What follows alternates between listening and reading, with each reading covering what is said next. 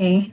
Thank you so much, everyone. It's a pleasure to start to have this session again.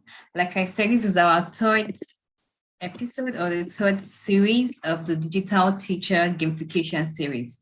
And like we know, gamification is not really a new word, but a lot of people may just be hearing that for the very first time. And what we're talking about is how you can use game elements, how you can use game concepts in your classroom, how you can also look at integrating the game-based form of learning into your classroom. It has been an engaging and an interactive and also interesting session so far. The first one we had was, we started with the Nearpod, which was taken to was by Eric, teacher Eric from Costa Rica, and he was able to take us through how to use the Nearpod in your classroom, how to use the Nearpod app in your classroom. The second one, we looked at board games. We moved over to how you can, different kind of board games that exist for the classroom, and how you can use the board games effectively in your classroom, even in your English classroom, your science classroom, or whatever you are teaching as a teacher. You don't, even if you're from the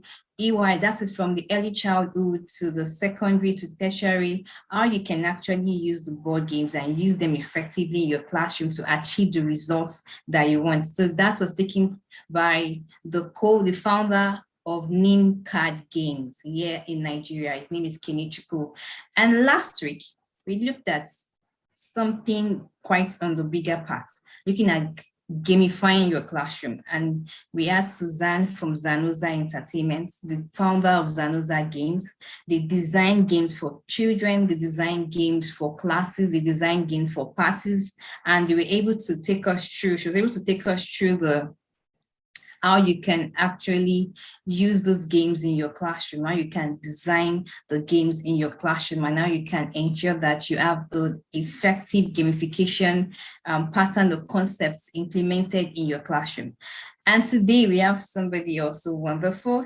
Mr. Cliff Carr is a very resourceful person. I need to tell you that from a personal experience, and I'm so happy to have him here. He had to take time out of no time is busy schedule to make sure that we learn. And today we are talking about gamification by design. How you as a teacher, how you as a school owner, a tech coach, how yourself as a tech enthusiast, how you can actually make learning come to life using gamification. So making us understand that it's not just meant to be a concept, it's meant to actually be a practice. So I'm going to be giving the virtual mic over to Cliff Carr. Thank you so much. And when you come in, just give us a short introduction of yourself and go over to your presentation. Thank you. Thank you, Light. That was a big introduction. You know, the beautiful thing about online microphones, you don't have to do like this. Yeah, so I didn't have to do mic testing. So thank you very much for joining us this night. It's actually 9:15 in Kenya. I am Cliff Gar. I am based in Kenya, but basically I move around the world. So even if you invite me to your country, I'll definitely come. But for now, I'm in Kenya, coast of Kenya, Mombasa. It's basically hot. I'm told the weather in Mombasa and the one in Nigeria, especially the districts close to the shores, are basically the same. We are not a very busy city. If we are comparing Lagos, Lagos would be number 10 and would be like number 2000. So that's how busy and energetic we are at the coast. Yeah. So I am a teacher by profession. I trained to teach teachers how to teach children. I am a course designer. I also lecture in a few local universities. So I do a lot of stuff. So for now, like I said, I've taken time out of my busy schedule. The schedule for tonight was sleep. So I've just taken time off sleep. So yeah, so basically in a minute, that's who I am. I am we work together with Light in some other courses, UNESCO, MGIP. I can see Boom is also here. Some of the people I've worked with, and it's interesting just to interact. Every time I get a moment to interact and to share information and to share knowledge, I feel good, I feel great. Because if you have knowledge and you're not sharing it, then it's useless. Yeah, very useless. So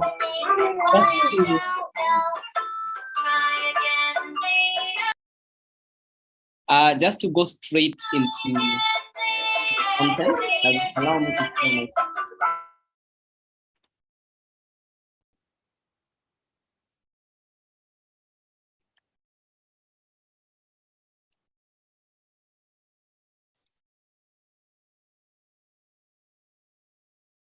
Okay, let me know if you can see my screen. Just give me a thumbs up. Just give me a thumbs up if you can see my screen. Yes, very nice PowerPoint. Thank you. We're gonna I can see it. Okay, very good.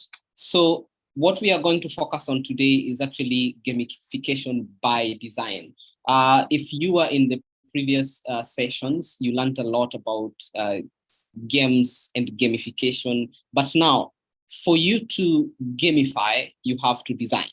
Okay, so I'm just going to start with the very simple introduction. Just go into the chat and tell me, just in the next 30 seconds or 1 minute, just say or text in your favorite game, just your favorite game. I want to see what games we have. Just text, just go in the chat and drop in your favorite game, And I encourage people to rename themselves. I like calling people by their names. What is your favorite game? What is your favorite game playing?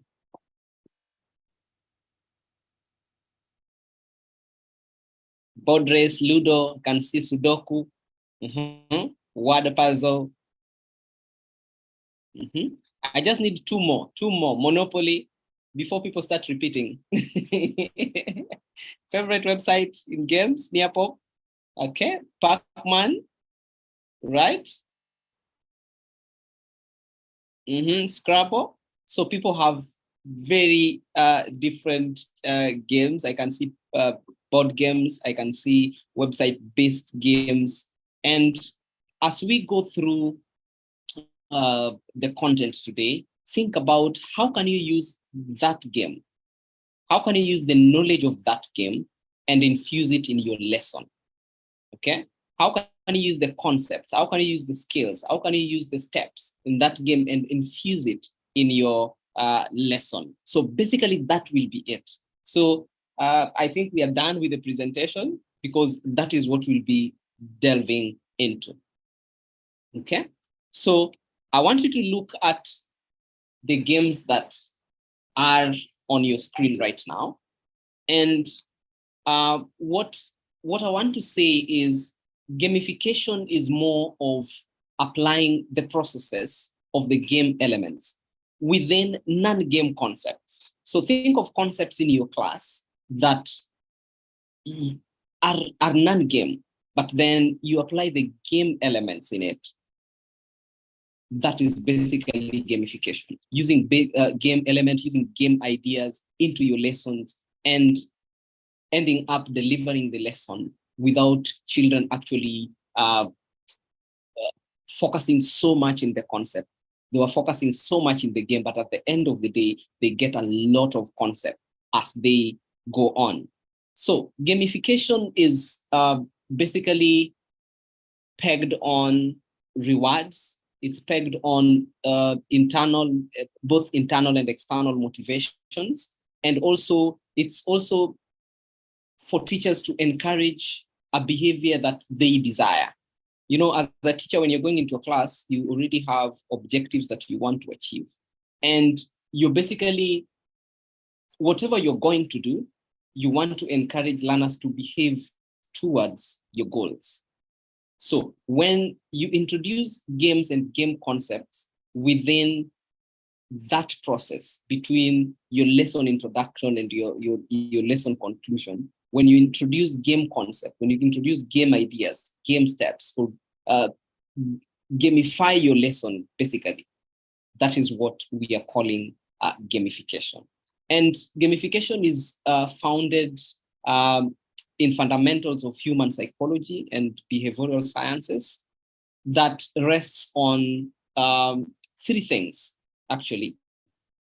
One of the things that it rests on is motivation. Are your learners motivated? Does it motivate? The elements that you've introduced, do they motivate that behavior? Then another thing that it's pegged on is ability. The game or the concept that you're introducing, is it too high for your learners or is it too low?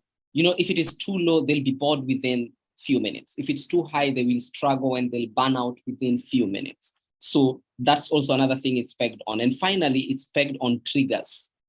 What will snap for them to do an activity? What will encourage them? What will discourage them? Those triggers, okay? So as we go on with the discussion, I want you to think of those 3 things. 1, motivation. 2, ability or level. And 3, triggers. Okay, so I know we've gone through what games are, what gamifications are. I remember last time we were discussing board games and all that. But there is a difference between gamification and game-based learning, okay? So gamification, as I've said, you are applying elements of game in a non-game aspect of your lesson, okay? So your lesson, let me take an example.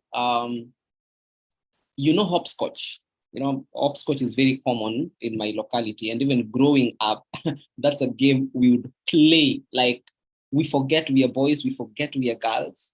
We would do lots of hopscotch. So if I was to use hopscotch, the elements of the game is that, I don't know how it's played in your locality, but in my locality, it's squares and basically it's supposed to be squares and rectangles. Squares, yes, squares and rectangles. They are drawn on the ground. Then you'd hop into one and throw a stone. So that was the idea. You throw a stone, then where the stone is, you skip that box. Okay. So if I was to use that game concept in a lesson of mine, let's say I'm introducing, what can I say? I'm introducing reading maybe to my learners. So I would have the hopscotch on the floor or out of my class, then write different words in the squares or in the rectangles that I have. Then they would throw the stone, whichever box the stone lands on, they try and read that word. So I'm applying the concepts or the elements within a game of hopscotch. But my learners think that they're just playing hopscotch. But for me, once you get a square right, you're going to read that word. And if you read that word, you're going to own that square, so that anyone jumping or anyone playing the game next does not step on your square. I don't know. Maybe you can put in the chat, what do you call hopscotch? A game like that in your locality, where you have squares on the floor and you're supposed to jump, and there are some that you're not supposed to step on, and you're competing against one another. So basically, that is gamification. Okay. Then there's game-based learning, where you're using games to meet your learning outcomes. For example, you are teaching PE, and your learning outcomes is for your players to aim at the goal. Whenever they are shooting the ball or whenever they are throwing the ball in a netball, they aim for the net. That is game-based learning, okay? So some of the difference include you are applying mechanics that are game-based, but the concept and the environment and the behavior that you want to achieve is not necessarily game-based, okay? And if you look at some of the game-based learning qualities include the teacher will ensure that the game is played, okay? You can do education-oriented games. They involve stimulation to allow learners to experience the learning process, okay? So there's not a big difference. Actually, there's a small difference between gamification and game-based learning. And just from the description of gamification brings out the difference in it all, where you're just using the concept of the game to achieve your results. So today we are looking at gamification. So I just wanted you to get it right from the word go. We are not looking at game-based learning, but we are looking at gamification, okay? So those are some of the examples that are gamification-based. Minecraft is very common. We have 3D Game Lab, we have Kodu, we have Scratch. Scratch is also another common one where children are coding, but the idea is basically linking blocks and ensuring that the information is flowing. So at the end of the day, they have characters that you can create your own characters. There are also characters that are existing. You're just giving them power. So as you give them power, as you link the blocks, the child does not even know that they're coding. For them, they know they're giving instructions to a cat, maybe. Okay, so you're using that idea just to pass the skills of coding to your learners. Okay, then some of the game-based learning, Sims 4 games, Pictionary, World Peace Game Foundation also funded a game, and those are game-based learning. The learning experiences are based on games. Okay. And if you have more games or more gamification concepts or ideas, just put them in the chat. We would like also to see some of the things that you have. So why do we teach gamification? Why do we teach, why do we have to gamify our lesson? We are not teaching gamification, but why are we gamifying our lessons? This is still the same things that my colleagues had discussed before and shared with you. When you introduce games within your lessons, you have your learners engaging with lots of content, okay? You tell them, we are going to do this, you're going to gain points, you're going to, sorry, there's a little bit of distraction. Give me a second, I take care of this, just 1 second. Okay, so thank you so much everyone for joining us. And if you're just joining, kindly rename yourself. Very important. I'm so sorry, that was an error from the registration on Zoom. So as to join in, kindly rename yourself. And I'm sure we are enjoying a lot of interesting insights from what game-based learning is and what gamification is. Thank you so much, Cliff, for coming back. Thank you, Light. So the reason why we are gamifying, we want it to be interesting to learners, because one, we have learners up to almost 13, 14, the attention span is not very long. If you look at even the lessons, the length of lessons, when we have 5-year-olds to 9-year-olds, from 10-year-olds to 12, 13 to 15, the attention span is very, the difference in attention span is very small. Even the lessons, the length of lessons are getting longer, I think by 5 minutes, if not 10. So the attention span is related. So we want to keep them engaged, okay? And another thing, we are doing what they like, something that they do out of school. We are infusing it in the learning, so that interest will remain, and it will hold them throughout the lesson. The lesson will end and you'll hear them say, we need to go on. It's not yet time to end. So when you make your lessons interesting, when you make them play-based, when you make them gamified, that interest, that motivation, it keeps the learners going. And another thing, how can I say this? But everything around us is changing. everything around us is changing. If you look at social media, right now you talk of Facebook, and some of the learners look at you like, who is on Facebook? I remember when I was in high school, just completing high school, Facebook came, and Facebook was the thing.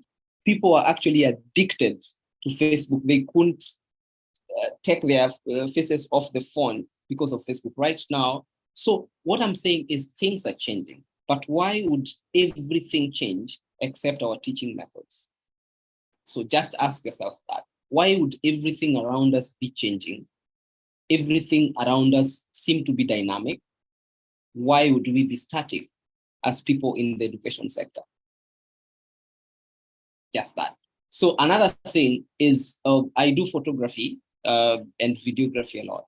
And recently there's a conversation on how can photography change. But then boom, robotics, boom, chat GPT can do images if you give it instructions. Everything is changing. So are your teaching methods changing? Are you able to retain that attention for those 30 minutes, those 35 or those 40 minutes within your class? Okay, so that is why we are gamifying our lessons. So as I said earlier on, the science behind motivation, it's being pegged on behaviorism, and some of the pillars that we talked about are triggers. What will get them participating all through from the beginning to the end? What are those points? You know, when you begin teaching a lesson, at some point they lose attention, they go back. Those are the triggers. How do we get them back to the lesson? Okay, how do we get them back to the lesson when they're distracted? So that's one thing that gamification is pegged on.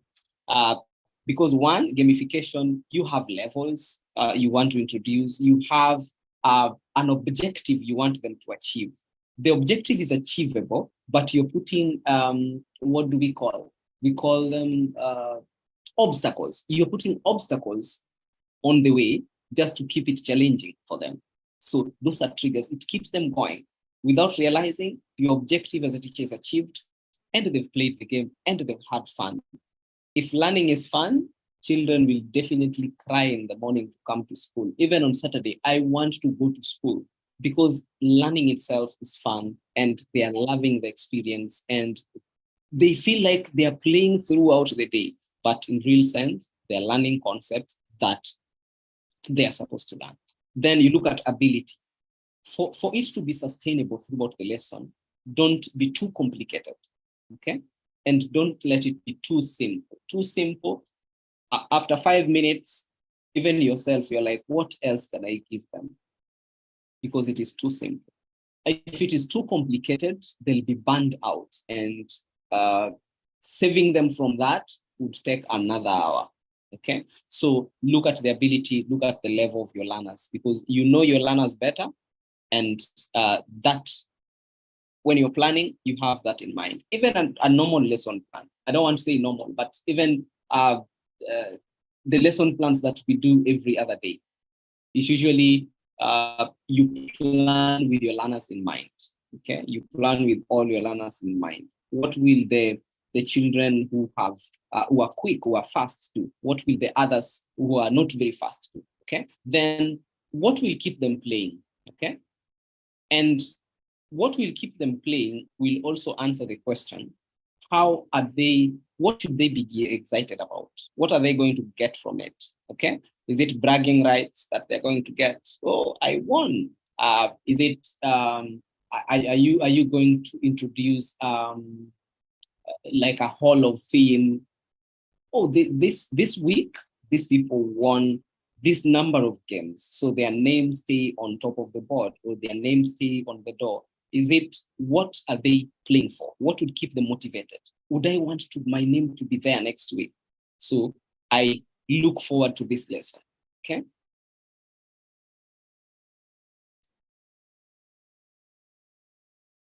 So a bit of discussion. I don't know if Light, are they able to turn off and turn on their mics? Yeah, they can just raise their hands and we take it off from there. Okay, thank you. So I have a question. What type of rewards would you give to motivate your learners? I'm just speaking motivation alone.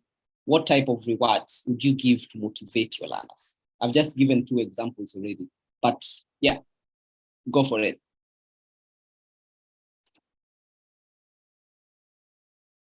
Okay, go on.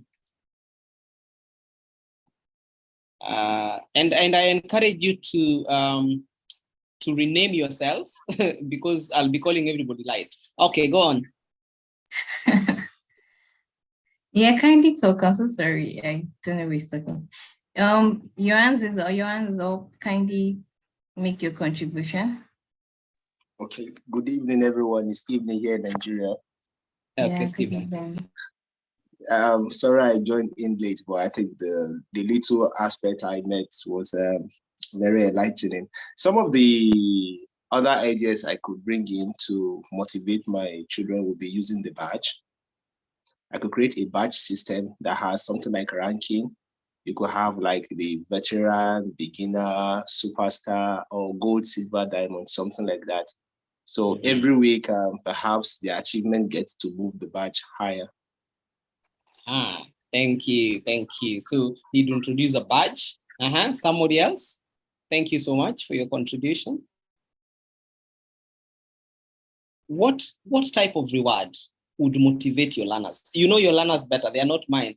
I gave examples that would motivate my learners. What are those type of rewards that you'd give to keep your learners motivated? Hello, everyone.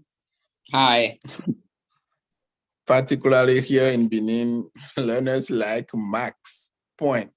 If at the end they receive marks, they feel available to join and participate and even fight to join if it's not a game for all the room. Yeah. Yes. So your learners would actually appreciate points. And the beauty of understanding your learners is that you can manipulate them. So that's where the behavior comes in. You know what will excite them. So if you introduce that, you can easily manipulate them. One more. And feel free also to drop your comments in the chat as well. I'll be looking in the chat in a moment. So feel free to also drop your comments there. One more, please. Hello. Yes, go on, Desire. Yeah, you can use praise. You can praise them, congratulate them. And as Morel has just said, you can give them marks or special distinctions, like you can make them sing or make the whole class sing for them. Yeah, thank you, Desire. I think it's very common here where the winner or the winners of the game would go in front and they sing a special song. Shake your body, da, da, da, da. You know, it's really exalting for them, and they love that. Thank you a lot, Desire. Thank you so much. There are 2 more hands. There are 2 more hands up. I'll take one. Then the rest you can drop your comments in the chat. Okay. You're able to unmute yourself. Go. Okay. Hello. We can. Can you hear me? Yes. Yeah, we can hear you now. Right. You can talk. Oh, okay then. We have tickets for movies that we give to them. We organize that they watch very age-appropriate movies on Friday afternoons. And so when you work hard, when you've done something real worth celebrating, then you get a movie ticket for the Friday. Wow. Thank you. Wow. I would love to be in your school. I love movies. Oh, that would motivate me. I think I'm your learner. So when you know your learners and what will motivate them, it's really easy to manipulate how they're going to behave and to encourage them to do things. So allow me to move on. So what are some of the things that you'd consider? I'll read the charts as we go on and just see what are some of the things that motivate your learners. Okay, so Okay, allow me to go on. Okay, so what are some of the things to consider? One, there are actually three things to consider. One, you need to understand what you're doing as a teacher, and you need to set your goals after you understand. You need to set your goals. Now, this is what I want to do. Then how do I get there? Those are your goals. Then what do I do to get where I want to be? Basically that. So those three things. One, know what you're teaching and let it be very clear that this is what at the end of the day, I want to achieve 1 or 2, 3 things. These are my goals. So how do I get learners to get to my goal through this? That is how you engage them. And remember to keep that motivation going. That is what we've just discussed. So you need three things and three things only. One, have the idea, have the knowledge you want to pass. Then two, set an objective. How are you, what am I going to achieve, or what do I want to achieve at the end of this lesson? Then how do I get there? That's it. So we move on. How do we keep them motivated? How do we engage the motivators? So one of the things that you look at, how do we keep them motivated? One, bring out the competition spirit, okay? You know, when learners, most learners, especially, actually all learners, they grow up in a competitive environment. Everyone wants to shine, okay? So when your lesson brings in a little bit of competition, and why would they want to compete, okay? That is where motivation comes in again. What would motivate them to compete? Because they'll ask themselves, what is it that is there for me? Okay. So at the end of the day, okay, I've won, then what? So that is one thing. So make it competitive, make them want to get on top. And then introduce a collaborative aspect. Make sure that, because at the end of the day, the learners that we are having in class will one day let them go to the world and interact with the world. And when they are out there, they need to know that collaboration is very important. And as they grow, that collaborative aspect is very important because they are socializing and they are creating bonds and creating relationships. And that's how their language even also develops. So it's very important to ensure that they are collaborating. Another thing, you need to ensure that they explore and find out. You can introduce different aspects of the game, something that is new to them. Not that every other time the technique you use is the same. As a teacher, you need to be creative. So introduce an aspect within the game that allows them to explore, that allows them to find out things, and create an environment where they're able to express themselves, okay? Let fear not be the way you'd teach. When we started, we said everything in the world is changing. Why are teaching methods? Why are we finding it very difficult to change our teaching methods? So create an environment where learners are able to explore, whether they're exploring the content of your lesson, whether they're exploring with the learners or the adults around them, or with the tools that they're using, okay? Because at the end of the day, they get out of the world, they'll also have that spirit to explore. There are some of the things that they won't be able to know or to learn from class, but they'll be able to explore them in the world and use them effectively. So at the end of the day, we are preparing citizens. So whatever you do in your class, ensure that you create an environment that is conducive for them to explore, conducive for them to collaborate with the others, and to compete and to express themselves, most importantly, okay?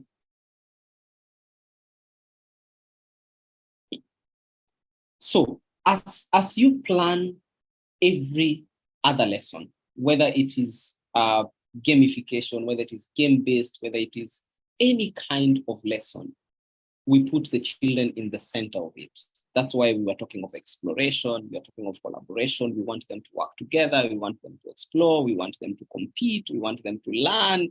So the student-centeredness in every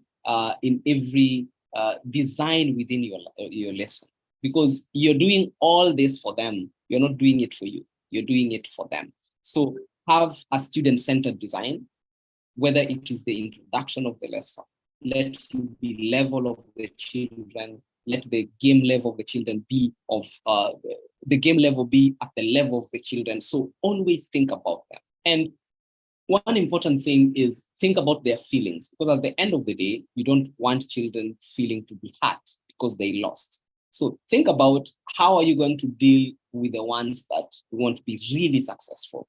So have all this in your mind as you're creating this, because whatever impression that you create with children, whatever impression that they have at the end of your lesson, they carry it along for a long time throughout their life. Okay, so I know you've heard this saying so many times. If you just tell me, I'll definitely forget. If you show me, I'll remember, but I'm very sure I'll remember exactly how you did it. But if you involve me, I'll basically understand. If you involve me, I will also understand and be able to teach others. The beautiful thing about knowledge is that you can share it. So we do not want our learners to go through education, but we want them to learn.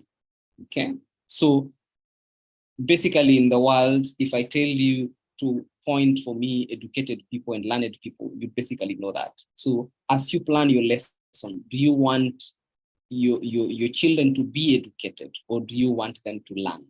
Okay, that's a topic for another day. Okay, so we would spend days here just doing education and learning. So some of the skills that you're looking to develop. So as you create this environment, as you design these lessons which are gamified, some of the skills that you're developing, you need to have them in mind as you design. As you have the children in mind, your desired outcome should be pegged on problem solving skills and negotiation. That's why we brought in the aspect of children collaborating, the aspect of children talking together and solving issues. They will need this later in life. How do they solve issues when they have problems? Then judgment skills, strategy, and thinking. Because if I want to aim for a given box when I'm playing hopscotch, for example, I'll pick hopscotch because you haven't told me an alternative of hopscotch in your area. I'm not very sure if it is called what I'm calling it, but what I'm sure about is maybe you understand what I'm saying and you can relate.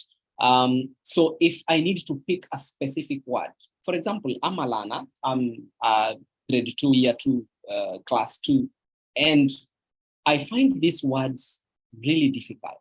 So I want to aim for the easiest word that I can read. I need strategy. I need judgment. I need to analyze. If I throw it this way, is it going to land there? Okay. Then the communication networking skills, they are building teams. They can negotiate by themselves. They can share and have turns. Narrative skills, can they tell their friends some of the strategies they know or some of the strategies they've used, or their teammates, if they're working in teams, can they work together and actually achieve a goal or a desirable outcome as a team? Then nonlinear thinking pattern. Can they think in a different way that is not straightforward? We want to achieve this objective, but we don't have to go this way. We can do this fast, this fast, this fast. If we combine all the achievements, they'll amount to this. Okay, we need 8 points for somebody to win. How do I get 8 points if we are doing different activities? Can I get 2 points from here, 3 points from there?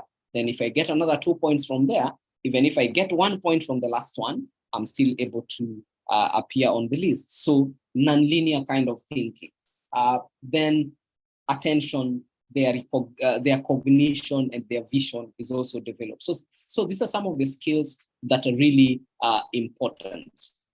So I want to briefly look at aspects of game, and I'm going to go a little bit faster. They are simple. They are one sentence explanation. But if you feel I am too fast, you can raise a hand. You can put a comment in the chat just to add on some of the things. So some of the aspects are meaning. Is it meaningful? Okay.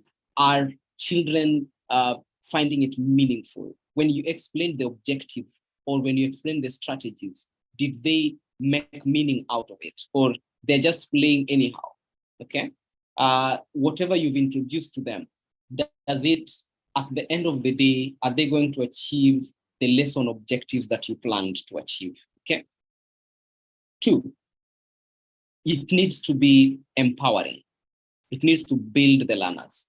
As we've said, whether it is communication skills, whether it is non-linear kind of thinking, is it empowering your learners? Are you building them up with that game that you've introduced, with that strategies that the strategy you're using? What is the skill you're building? Is it communication? Okay. Is it collaboration? Is it navigation skills? Is it motor skills? Which skills are you empowering your learners? At the end of your lesson, what skill would you have developed? Are they different before the lesson? Are they different at the end of the term? Have you empowered your learners? Then social influence. Be able to make your lesson have an influence in your learners, whether it is classroom control. So embed your lessons with skills that address some of the challenges you're having in your class. Maybe you're having social issues in your class. Embed those, because if imagine you're having 10-year-olds and you're having a specific issue on what do I call it? Maybe they pick other kid stuff. How do you embed that into a lesson that you've gamified? At the end of the day, they realize, oh, stealing can be bad. Let's take an example of a Monopoly game where somebody has to go to jail. I haven't played Monopoly much, but can you pass the information of, if this is a social challenge and it happens, bad things might happen to you within your lesson, without actually sitting them down to talk about some of the things that are not good that they are doing within the class. So that having that social influence and impact on them, it's very vital. Teamwork. We have kept mentioning this in different ways, whether it is collaboration, whether it is what do we say, turn taking. So teamwork, and ensure that most of your lesson involves teamwork. Teamwork is very important, especially the younger children and even the teenagers. If you're teaching teenagers, it's very important. Even adults, teamwork is very important. For you to achieve a bigger goal, you have to work together. For you to win as a team, win as a whole class, win as a whole group, you have to work together towards a same or a common goal. Then have unpredictability. Imagine yourself as a teacher who comes to class in the morning. The moment you get at the door, you say, "Hello, children," until the children know. They can even count your steps as you walk along the hallway. When you get to the door, you just say, "Hello, children." Very predictable. So be a teacher who has a bag of tricks, okay? Someday introduce something new. Be very unpredictable. Have different options.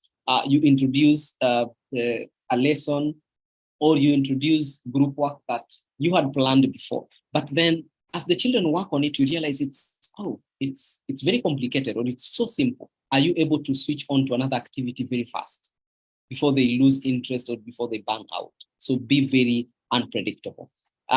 Then case of avoidance. So on case of avoidance is, how do you ensure that the things that discourage your learners, you pass that message very softly or very subtle, okay?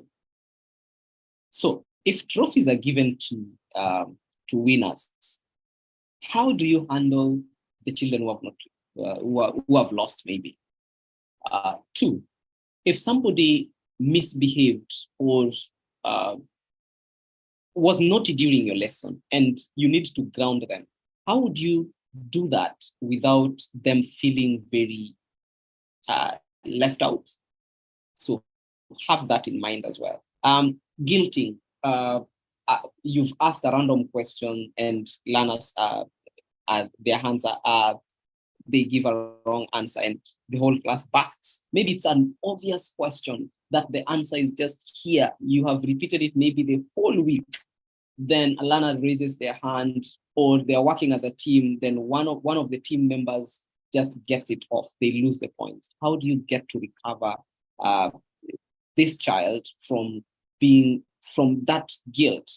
Okay, so as we think of gamifying our lessons, let's think of what are some of the things that might not go very well, and how do you recover from that as a teacher? And that also brings us back to unpredictability. Be very unpredictable. Have a bag of tricks within and around you, so that to help you go through these small obstacles. Another major aspect is ownership. Once you explain, put children in an environment where they own the game, they control the game. Don't interrupt them so much. Don't interrupt the lesson so much that they are wondering.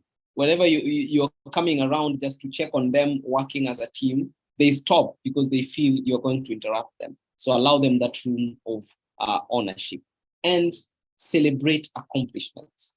Celebrate accomplishments. This is what brings competition aspect of it, the way you're going to celebrate it, because everyone would like to be celebrated like that. That's what would keep them motivated and wanting to achieve what the others have also achieved.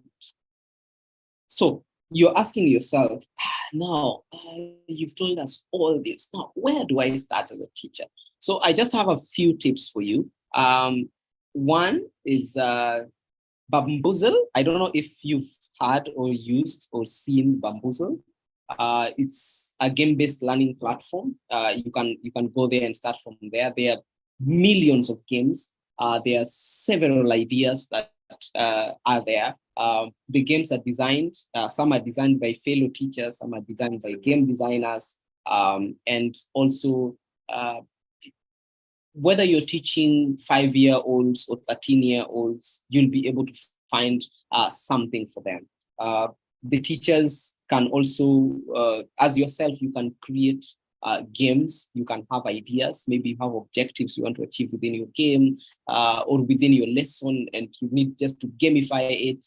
This is somewhere to go. You'll have lots of things to work with. And some of us fear, oh, I'm not tech savvy. You don't need any tech experience, okay? I assure you, you will find your way around it. Then there's also Digi-Puzzle. Digi-Puzzle offers lots of free, but it's online. Digi-Puzzle is completely online, but it offers you lots of games in lots of languages. And if you're teaching math, if you're teaching geography, science, the human science and human body, you will have a range of things to work with. And it's entertaining and your learners will love it. Then there is another one, Abracadabra. I'll share the link to Abracadabra. This is, I'm part of the team that is working on developing this. We have come miles with this. It's play-based, it's literacy-based, where we have the 4 aspects, the reading, the comprehension, alphabetics and fluency, all compressed inside. But okay, even from the cover of it, you just see play. When a child sees play, oh, we are not going to learn. It is just playing. But the aspects of literacy are all embedded in all the games. So they would do boat rowing to get to the other side of the island. But as they row boat, some of the words pop up. They need to comprehend. They need to find meanings of word before they make another row. And if you delay, you might sink. So they're really struggling to complete this task. But the task is not bothering them. What is bothering them is that they're going to sink. It's the game that is bothering them. So it's I think I have the link somewhere. Oh, let me drop that link. But for the two that I've shared, the links are, even if you just type them, you'll just see. But I'll be able to share with Light this. So it's just literacy.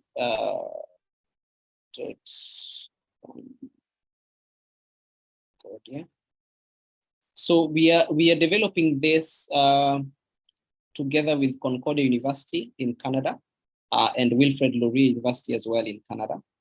So have a look as well if it is something applicable for you. We are still working for the year 1, 2, 3, 4, and 5. We are developing more content, but if you find something interesting and you'd like to share with us as well. Okay. So some of you will ask, what if? Because you've basically talked of things that might need tech. What if I do not have tech? Okay. How do I go about this? If I just need outdoor games, how do I have a feeling of the same feeling as those people who have tech, for example? So some of the things that tech aspects include are multiple lives, that if you fail on this one, or the crocodile eats you while you're crossing the river trying to solve the problems, you can still have an extra life. So you can also introduce 3 lives, for example. If you fail the first attempt, you still got 2 attempts to go. So you don't have to fail the first attempt and you're gone. Then also give immediate feedback. Remember, if they're playing on the computer, feedback will pop. Yeah, you've won. Then poof, we celebrate you. So there's that feedback. Oh, you're dead. Oh, you failed. You need to restart. So immediate feedback is very good. Give encouraging feedback as the learners play when you're offline. And add quests. What are they hunting for? Okay. If you get to room number 10, you get this. If you get to room number 12, you get this. If you get to this level, you get this. So add those checkpoints or quest areas. Okay. Create levels of progress as well. So if you get up to this here, we'll call you level 1. If you get to this here, we'll call you a king. If you get this here, we'll call you a prince. So have those different levels of the game as well. How do I gamify my lesson? So these are just basic points of how you can think about it as you begin. If you haven't started gamifying your lessons yet, 1, set rules. Remember, games have rules. Games are different from plays. Plays have no rule. Children can play. They can create their own game, but games are structured and they have rules.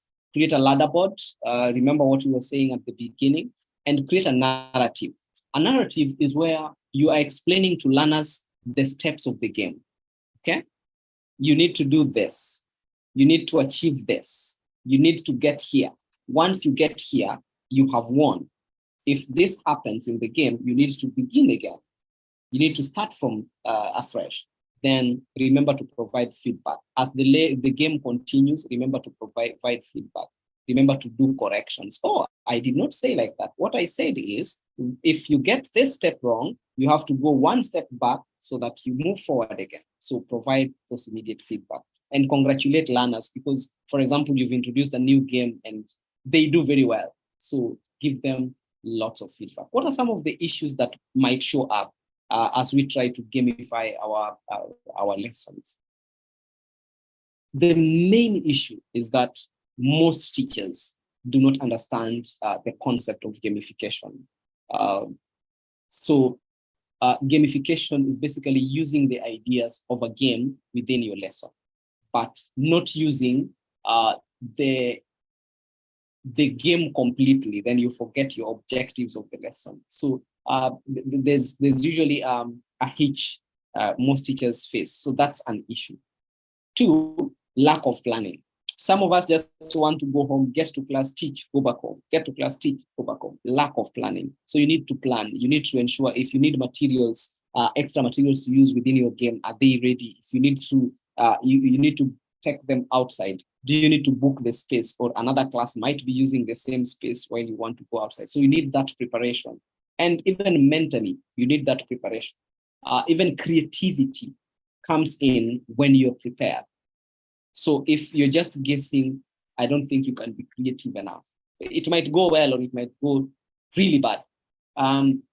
2 or 3 rather, have very realistic expectations. So it is the unrealistic expectations that usually become an issue, where maybe you're setting your expectations too high for the learners to achieve.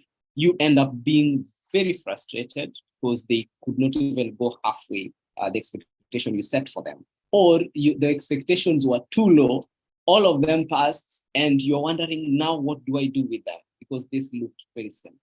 And then lack of content. And this should not be an issue. As teachers, this should not be an issue.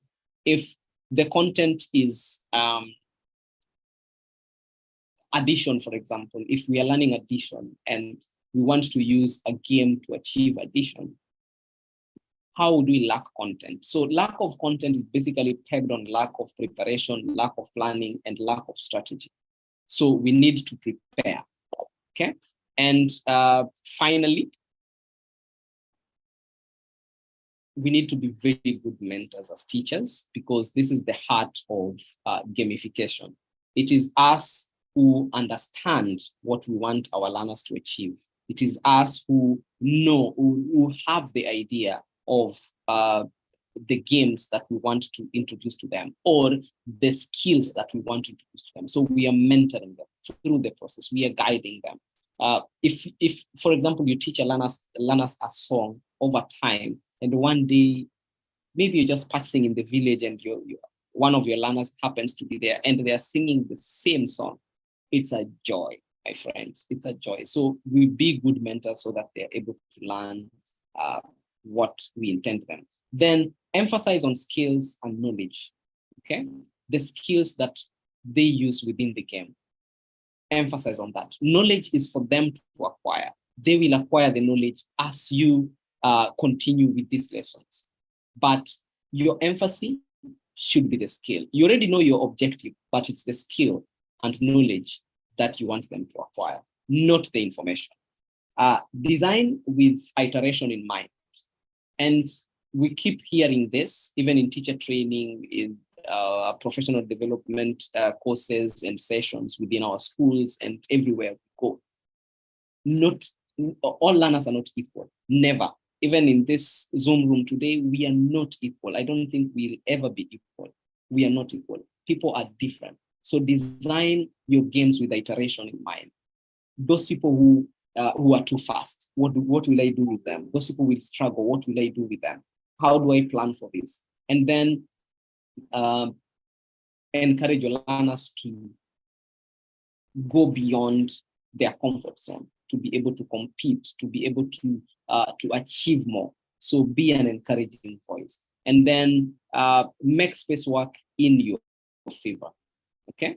The space that you have, the space that you're using, be it your class, if you're doing vocabulary with your young learners, or you're doing another concept with other learners, you can have displays in your class even a week before you introduce a lesson, so that when you introduce some of the terms, they're like, oh yeah, I've seen this term before. This is familiar. So it makes it very relatable to them. And one thing, gamification is not a rescuer when you're stuck. So it's not a quick fix. It's something that you have to think through. So if you think of gamification within your lesson as a quick fix, like, oh yeah, I'm not ready for this, but yeah, gamification it is. No, it won't work for you, and whatever objectives that you have might not be achieved.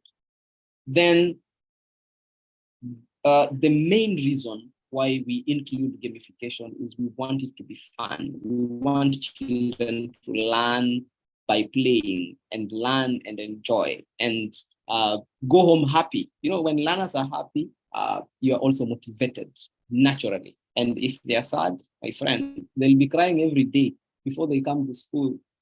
They are telling their parents, I do not want that school because it's not fun. It's not fun. But if you're fun, if you're creative, if you're giving feedback, if you're making them compete, if you're making them celebrated for the little, even the tiniest achievement that they make, oh, you'll even open a pharmacy They are sick, but they still want to come to school. They're given medicine, oh, they'd rather pack it in the bag and come with it to school. Just write teacher a note how she will give me medicine. I want to go to school. So that's what gamification and fun within your lesson can achieve. And with that is how to design a lesson, gamification in your mind. Thank you.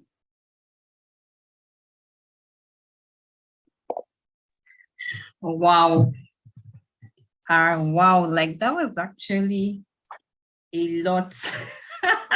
I know.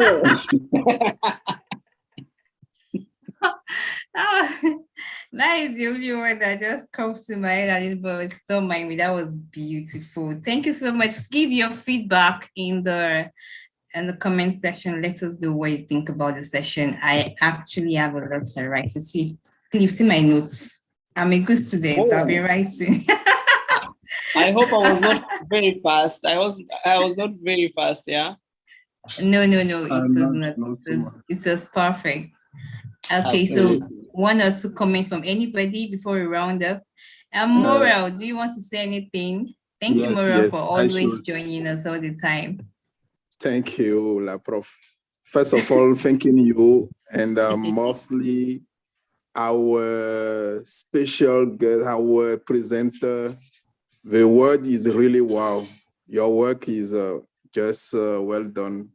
Very clear presentation, and all aspects were taken into account.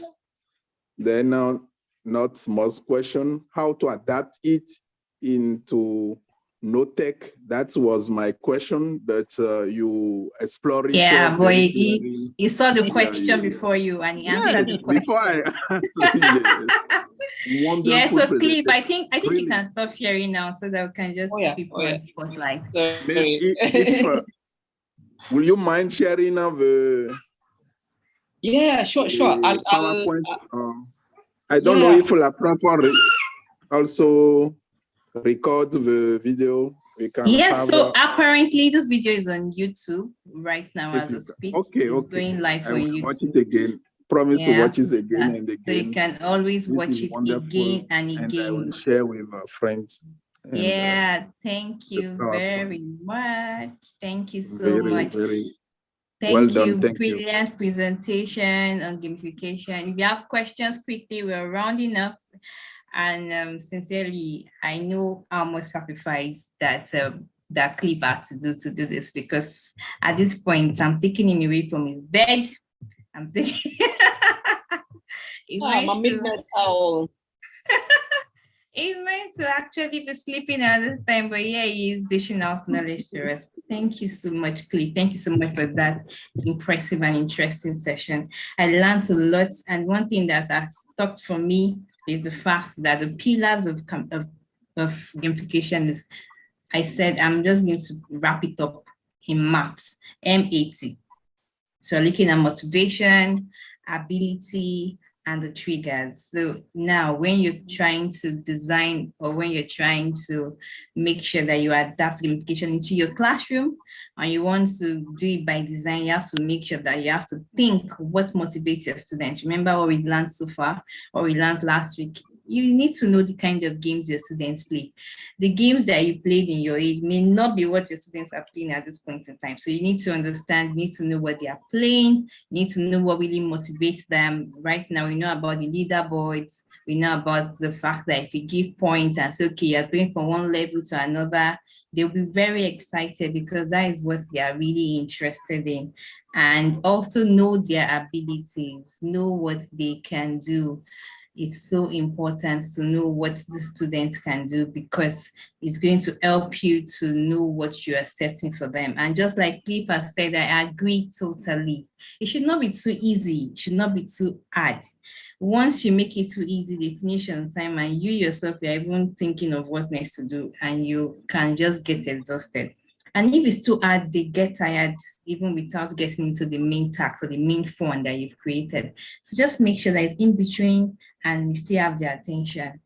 Okay, someone is saying, is gamification all about games in the classroom?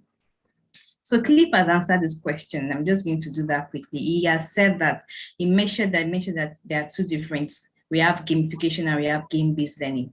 So game-based is like you're actually bringing actual games into the classroom. But now gamification is just the concept of games into your teaching. I'm looking at concepts such as using a leaderboard, the points, the badges.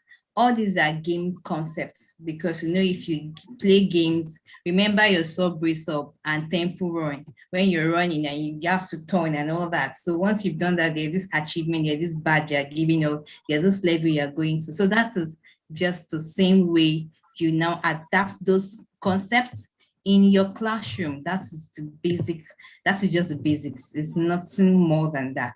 And thank you so much, Cliff, once again. You can join the A+ Educators community.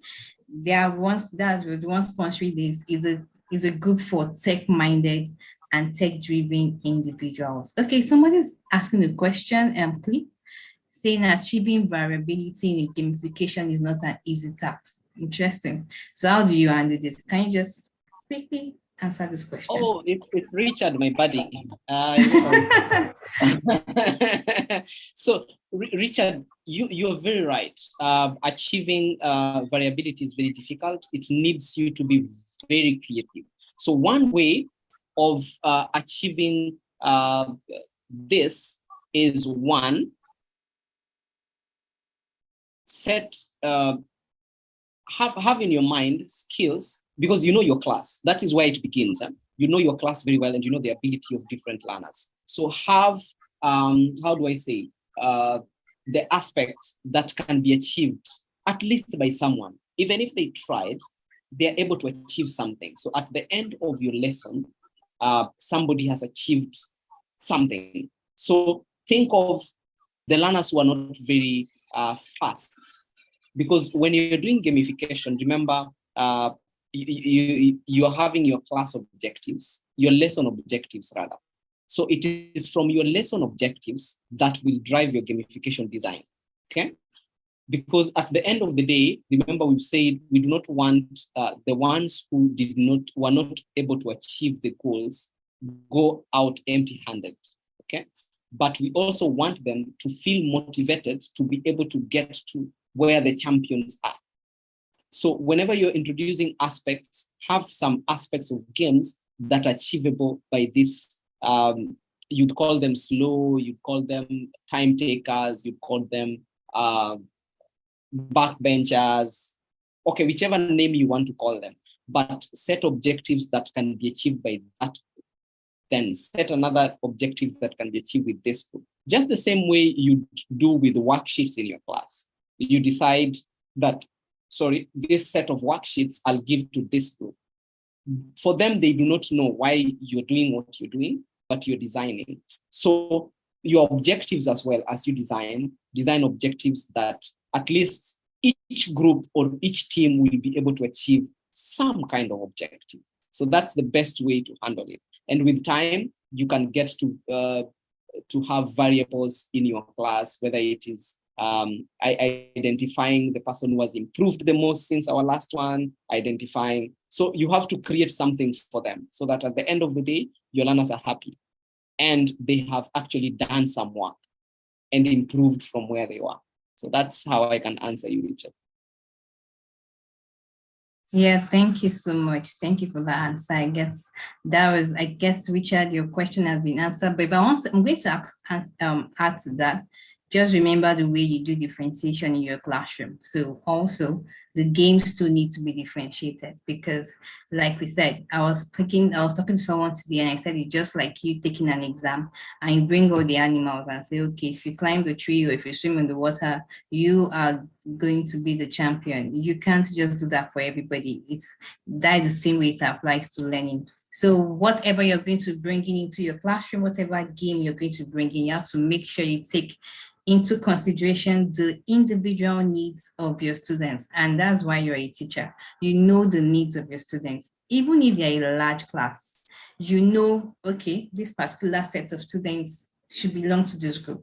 This particular set of students belong to this group. And you know what can actually motivate them. And you can just even make it in form of a subtle competition, not the one that they now start eating themselves and all that, but at least, okay, something challenging that I want to move on to the next level. I want to go into that group, or I want to make sure that I'm on this point. Just bring me the leaderboard idea or the level ideas. This will be level 1, level 2, level 3.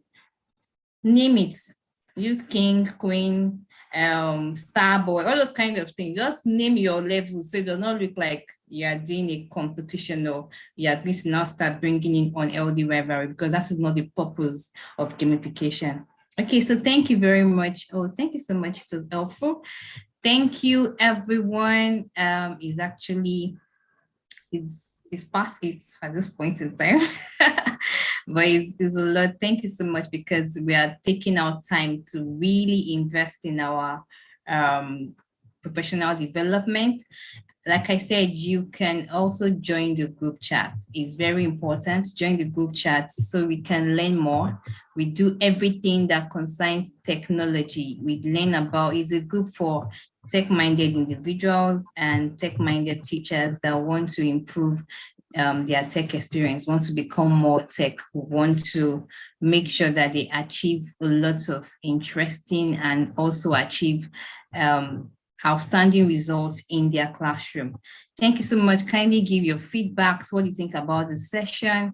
You can put that in the comments. Also take note of what Cliff shared. Cliff, can you kindly share this in again?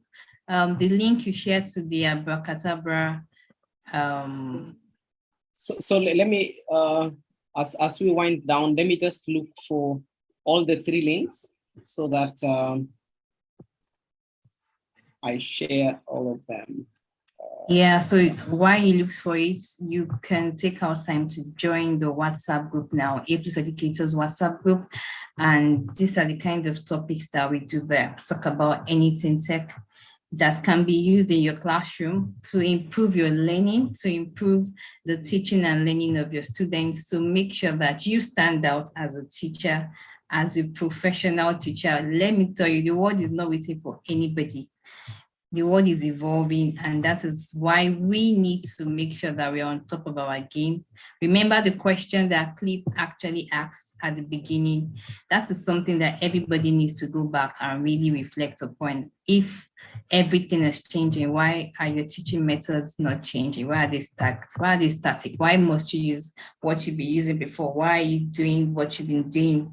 If you keep on doing the same result, the same thing, you can't get a different result. That is why you have to try a different thing. Okay, so thank you so much, everyone. It's a wrap up from here, and we're going to be, okay, thank you for sharing the link. We have the Bamboozle.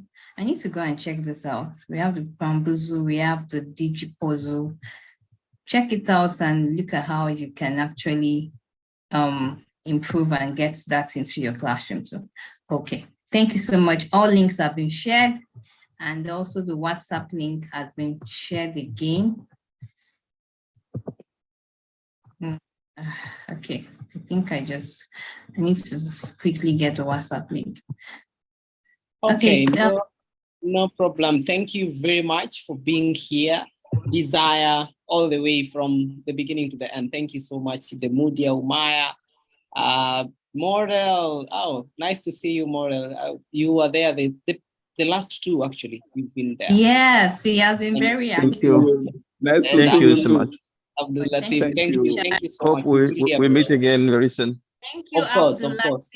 Thank you so much for joining us. Thank you, everyone. Thank you. I'm so sorry that I did the error. The light Chime. So everybody thank you all the light Chimes. All the light. You light up our world. Thank you very much. Thank you, everyone. And bye from me. Going to be ending the session now. You can go on YouTube to watch more. Thank you so much, Cliff. Okay. I'm going to thank you. Thank you. I've shared the link to join. There's somebody still who wants to join right now, surely. Yeah, I've shared the link. That's the WhatsApp link. You can join the A+ Educators. Bye, everyone. Okay. Bye. Bye. Bye.